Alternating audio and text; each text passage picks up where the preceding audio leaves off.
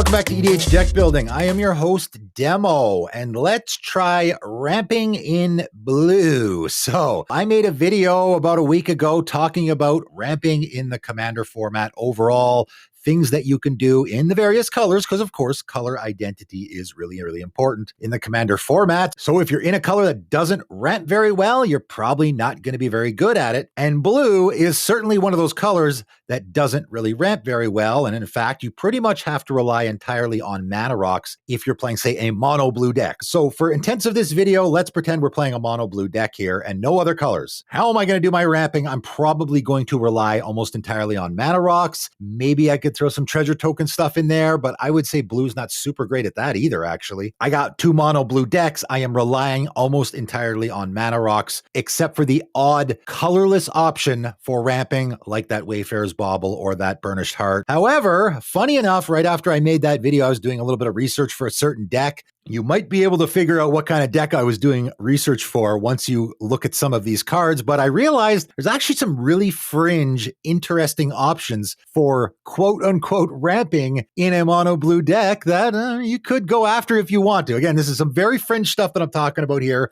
but they are funny, interesting options. And that's the kind of stuff we like to do in the Commander format, right? So I thought I would make a video about it. Now let's start out with a less fringe option that actually a lot of people are probably aware of, which is Dreamscape Artist. And this is not doing what a lot of the other stuff in this video is doing. This is just a straight up ramp option, although it is not a great one, I think. 1 in a blue, Human Spellshaper, 1/1. Pay 2 in a blue and tap, discard a card, sacrifice a land, search your library for up to 2 basic land cards, put them onto the battlefield, then shuffle. So that is ramping, no doubt about it. You are looking through your library for lands, you're putting them directly into play, and you are ending up with more lands than what you started with. That's ramp 100%. This is actually a mono blue card that will ramp. Now, I will also point out there are a couple of other creatures out there that are blue that are doing similar things, but they have a green ability. So those don't count. Again, people might mention those in the comments. Those guys don't count because obviously if I'm playing those in the Commander format, I'm playing a green deck because they have the green color identity.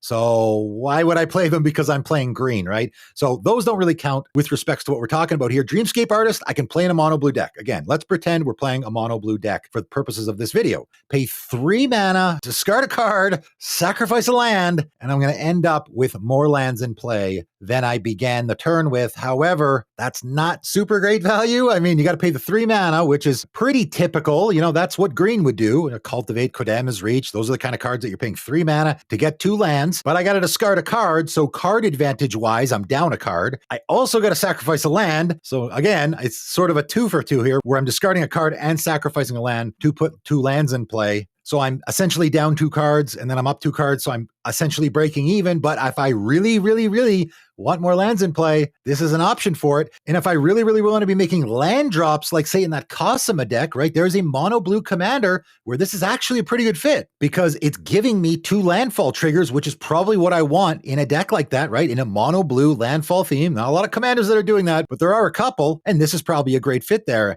And in fact, this is actually a card that used to get played quite a bit in the Commander format. I would see it from time to time because again, the options for ramping in a mono blue deck or any deck that didn't have green or maybe white were really, really limited and people would actually use this card. It is pretty fringe, but not as fringe as the other cards that I'm talking about here that can be used as ramp in the Commander format, even though they are not necessarily intended to. So let's talk about Retraced Image. 1 blue mana sorcery. Reveal a card in your hand. Then put that card onto the battlefield if it has the same name as a permanent. So this is using that same name phrase, which of course in the Commander format, because it's a Highlander, right, singleton format, that doesn't work so well, except for the one thing where we are allowed to have the same name. I guess we're allowed to have the same name with tokens, but that's not going to work because you're not going to have any tokens in your hand. The one thing we are allowed to have the same name of course, is basic lands. And in a mono blue deck, I actually think this ain't bad because, of course, it's looking for a permanent with the same name in play. So if I have a island in play and I got an island in my hand, this is turn one, play an island, tap it, cast this card, and put another island directly into play. That's essentially like playing an exploration on turn one, which of course is fantastic. This is almost there. I mean, it's a one shot, but it's still pretty fantastic to have two lands put directly into play on turn one. This is actually not super janky. Now, where it gets a little less good is later in the game. If I draw this on turn 5 or 6, it's probably going to be almost useless because it's unlikely I will have an island in my hand. If I do, I could probably just play it as my land drop. It's only really good on the first couple of turns, unless you can find another way to use it. I suppose if you're an instant sorcery spellslinger theme, it might be okay to just, I cast this just to get that trigger off my Niv Mizzet, right? 1 mana, I get a trigger off my Niv Mizzet is totally worth it. You're going to draw a card anyway, right? Because that commander's totally busted. So even if I don't get anything off of this, it's still not bad. But again, that really great first turn or second turn play where I can actually use this as ramp, I think is pretty darn neat. Continuing on with a similar theme, and we're getting even more janky as we go along in this video, Meiotic Manipulation. 1 blue sorcery. Look at the top 7 cards of your library. You may put one of those cards onto the battlefield if it has the same name as a permanent. Put the rest on the bottom of your library in any order. So again, we're doing the exact same thing. We have the same name thing here. And again, you could probably figure out what the theme is as I go along with these cards. We're paying 3 mana now, but now we're looking at the top 7 cards of our library. Okay, so that's a lot better than I have to have it in my hand. Now I can dig 7 deep into my library. That's actually not bad. And more to the point, any permanent on the battlefield. Now, of course, that can include like a Soul Ring. So if I look at the top 7 cards and maybe I'm looking for a land to put into play, my intention is putting a basic land into play maybe, but I also found a Soul Ring in the top 7 cards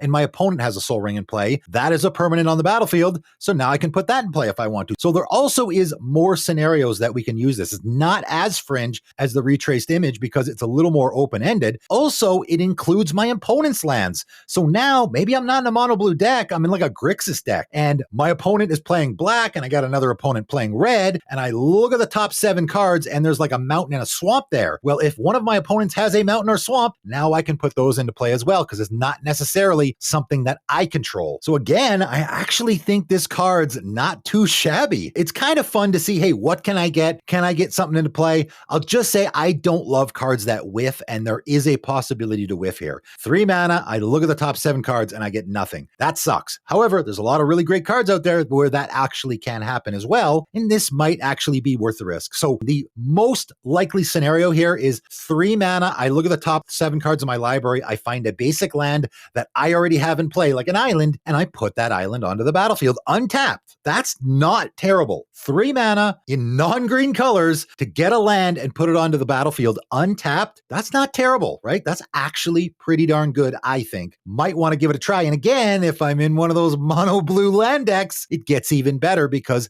I want those landfall triggers. Getting to the extreme jank factor as far as this sort of scenario goes is Mimeofacture. And again, we're in the same theme here, so you can probably figure out what kind of research I was doing for what kind of deck. 3 and a blue sorcery and has replicate 3 and a blue, which means when you cast this spell, copy it for each time you paid its replicate cost. You may choose new targets for the copies. So I can pay 4 mana and I get this once, but I can pay 8 mana, that's a lot, and get another copy of it. So I can do it twice. And I guess if I got a whole ton of mana, I can just go nuts with it, right? You can do this as many times as you want. If I have an infinite amount of mana, I can do this as much as I want. And if you're looking for some janky thing to do with that infinite mana that you create in that one commander deck you have, this is certainly one of those scenarios. So what is it doing? Choose target permanent and opponent controls. Search that player's library for a card with the same name and put it onto the battlefield under your control. Then that player shuffles. So again, this is a card that if I just read it to you on a video, you'd be like, that's awful. Why would you ever play it in a commander game? Now, surprisingly, this card is actually in 139 decks on EDHREC, and I'm curious to know how people are using it. Maybe they're using it in the way that I am intending. Obviously, this is even worse than the other scenarios where you are choosing a permanent and opponent control, so it has to be something in play. So of course, there is almost no scenario where that player is also going to have the same permanent in their library that you can go search for because, of course, we can't have anything with the same name. So that's not going to work, except, of course, for the basic land thing, right? So as soon as I read this card, since I already have you guys in that whole basic land mindset, you probably immediately figured out how we can use this card. Now, again, it's not the greatest ramp option ever, but it is a very fun, very interesting, very unique, maybe the most unique way to ramp in blue. You're going to choose a land your opponent controls, which of course is going to be a basic land, whichever one you want. Maybe it's a color you need. Maybe it's a color you don't have. Maybe it's a color you don't need, but you don't care. It just puts a land into play. My opponent is playing a mono green deck. They have forests in play. And of course, they're guaranteed to have more in their library. So I'm going to choose that permanent. I'm choosing the forest that my opponent controls. Then I'm going to search that player's library for a card with the same name, which of course is a forest. And I'm going to put it into play under my control. Pretty janky, pretty neat. Is there a specific reason why you want to be putting your opponent's lands into play under your control? Maybe. I mean, this is not a super janky scenario, really, if you want to do that specific thing, right? If for some reason you want to put one of your opponent's lands into play under your control, I mean, it's actually not terrible for mana fixing, right? Because I can look around at my opponents at the colors they're playing. And if I'm playing, I don't know, a 4-color deck that doesn't have green, it's not horrible. I mean, it's not great. 4 mana, put a land into play untapped. That's not a great rate, but it is okay. And there is the possibility that I can replicate it and do it a couple of times. And again, I can mana fix here, okay? 8 mana, I look at 2 of my opponents, I choose a forest and a mountain, and then I get to choose and put a forest and a mountain into play under my control. So 8 mana, put 2 lands into play. Okay, that's pretty bad, but it is maybe the jankiest, funniest, most unique way I have ever seen to ramp in the Commander format. And man, the look on your opponent's face when you go, hey, I'm going to go search your library for a forest and put it into play under my control, I think that's pretty neat. It certainly is janky. If you're looking for some more unique, janky things to do in your deck, this is certainly some of them, right? Some of these cards, like I would say Mitotic Manipulation is actually not horrible, right? Again, you can get that land, but you can also get some other stuff as well. Your opponent's got an Arcane Signet, Sol Ring lying around. Those are pretty popular in the Commander format. You might actually hit that in the top 7. Again, if you're in that instant sorcery theme and like blue and red, maybe just casting these spells already gets you an advantage. So maybe I can hit something else as well. Maybe I can actually get that land into play that I'm looking for. Just some really neat interactions that I thought might work in the Commander format for some of you guys. Again, if you're in that mono blue landfall deck, maybe there's some pretty fantastic slam dunks here for you that you haven't thought of. Let me know in the comments below if you are using any of these cards, some pretty janky ones for sure already, or if you plan on using any of them in your Commander decks going forward. That is it for today, though, and thanks for tuning in.